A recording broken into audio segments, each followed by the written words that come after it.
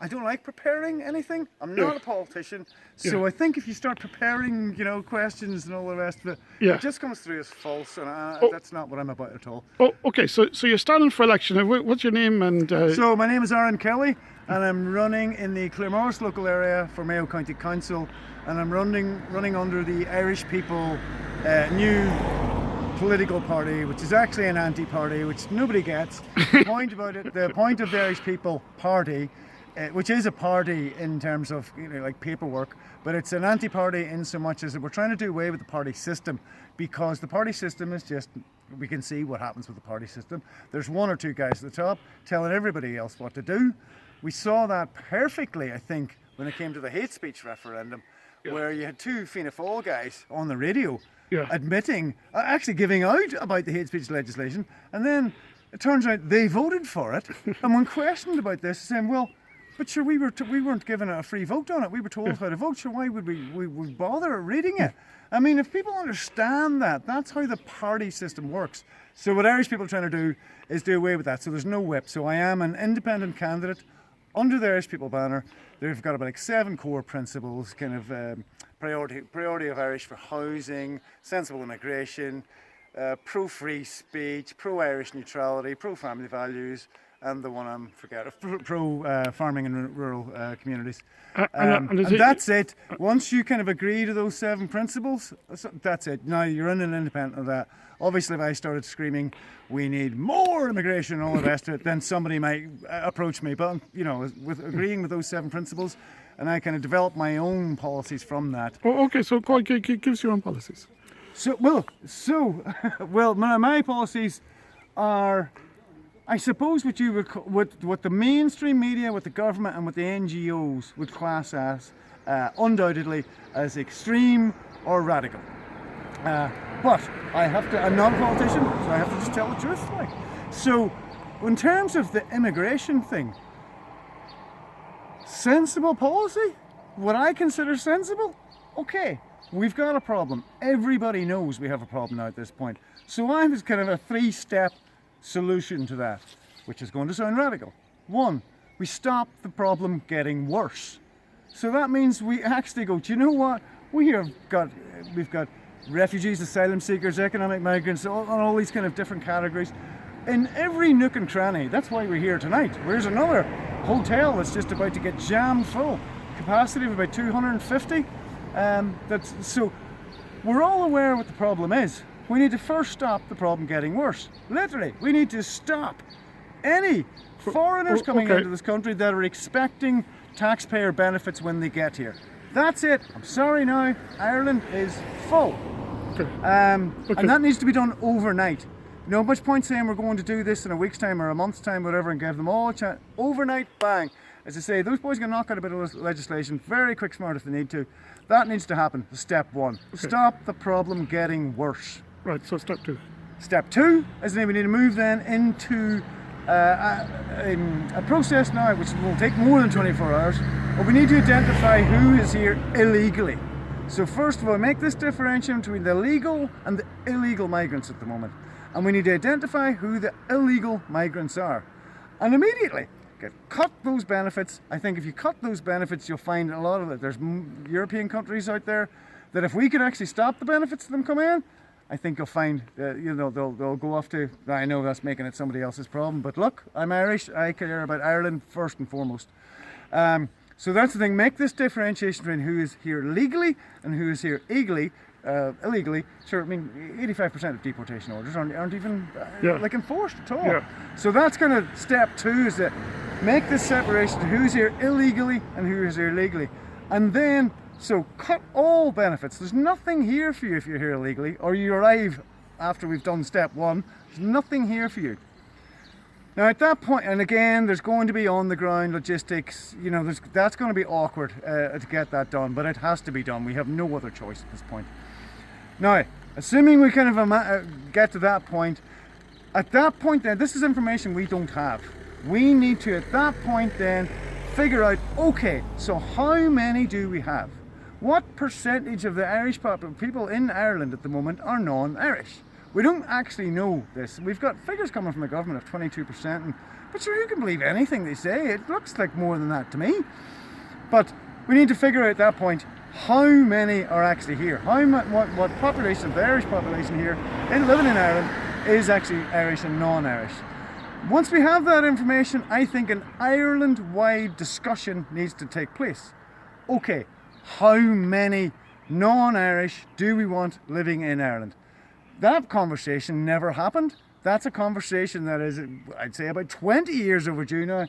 I think with some guys here now saying it's been going on for 2 years. It's gone on a lot longer than that. But that's it. The Irish people collectively need to make a decision. Obviously, some will be on 90% and some will be on kind of 1%, but we need to have this conversation. How many non-national, what percentage of people living in Ireland do we want non-Irish? Okay, now, and in that conversation, which would be your opinion on it? So I've chatted to a lot of people about this, and as I say, opinions vary. So my stance on this, again, I'm sure it'll come across as radical and extreme. I'm thinking maximum, absolute maximum would be 5%. And in fact, I've spoken to other people that who kind of shrieked at my 5%. The other man going, 3%, 1%. And will that require mass deportations, in your opinion? Well, again, this is information we don't really have at the moment. So A, we don't know how many are actually here legally, and B, we don't know collectively how many the Irish people want. So obviously the answer to that question is going to kind of come out of that, what do you want to call that, a public consultation or whatever. So it's difficult to say that, but maybe just to say a little bit on it, absolutely think that what we should be doing is whatever percentage that we do have non-Irish here, I think we should use this for skill gaps, for gaps in our own industry, that we have people coming in, foreign workers coming in, making a good bit of money, training up our own guys so we can get self-sufficiency in whatever area that is. So use this to our advantage.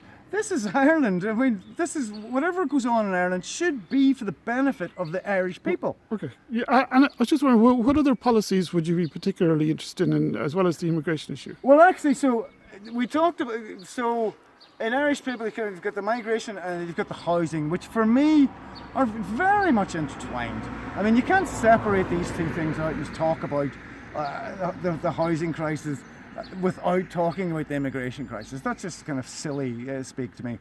So the housing and immigration kind of which are more or less the top two things that the people, the electorate are asking the candidates at the doorstep. It's immigration and it's housing. And any other issues then? Yes, so my kind of number two, so I'm making immigration and housing intertwined in number one. And my number two primary concern, or kind of policy driven, again this would be my personal thing, is the horrific age inappropriate sexual material that is being taught to our children in schools.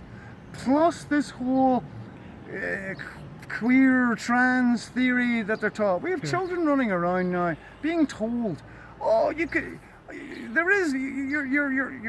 gender is fluid. If you want to be a boy today, you just say you're a boy. You want to be a girl tomorrow, you just say you're a girl. Look, as adults, I can see something like that and go, what nonsense are you talking? But young children have been taught this in schools from teachers who they trust and depend on. They're being confused by this and damaged, in my opinion. Okay. So can I just ask you another question? I've asked a lot of other people. So, what do you think is going to happen in this election? If you were to guess, this 7th of June is the first major election we've had since COVID. It seems a very important election. So, what's your punditry on that one? I would absolutely agree with you. This is the first election I've ever run in, and that exactly what you're talking about is the reason I'm running in this. This is a critical moment for Ireland here now. This election is crucial. Now, obviously, if we take the two together, these local elections, I mean, there's the European thing going on as well. That's kind of outside my remit here now. But the idea is to use these local elections now to gauge how many of the Irish public are, what I'm talking about there, similar mindset. We use that metric, which we don't have at the moment. I remember in protest we were talking about how many people in Ireland do we have that are actually aware of what's going on. And now we're talking about percentage of the population, which is amazing progress as far as I'm concerned. So, sorry, what did you ask me again? It was just kind of punditry. Do you think we have a chance? Do you think? Sorry. So that's the reason I'm involved in this election, because, like you say, this is a very, very important election. And I can't stress that enough. And I'm actually even concerned about stressing it too much in case of actually causing concern with people. Yeah. But look at what happened in this country in the last, let's just take the last 2 years, although it extends back much further. It's definitely ramped up now in the last couple of years. Can you imagine 5 more years of this? The country is already in a shambles. Yeah. 2029? The country is like that hotel behind you. Exactly, It's falling apart. So by 2029, look, we don't have until 2029 to have another crack at this. This election is the most important election, certainly in my lifetime. Now, I know every election politicians get all excited about, oh, this is the most important one. This really is. Yeah. This is time. If you're going to stand up, if you're agreeing with roughly what I'm saying in that, but you just, if I go out and I stand, say, in a protest here at the Belmont Hotel, people are going to think I'm, because racist or far right or something, because the public has been conditioned to it. It's been browbeaten by the government, by the NGO industrial complex, as I like to call it, and by the mainstream media. Anybody that's against mass immigration into Ireland is a far-right racist, despite the fact that they're all now saying, even Sinn Féin, we're against open borders and all that. We had a Fianna Fáil guy down here the last day, acting all concerned. Fianna Fáil guy, it was your party that created this mess. How dare you come down here and start waffling on about what you're going to do for the people? You caused this. And I know local politicians say, oh, no, we've no power and all the rest of it.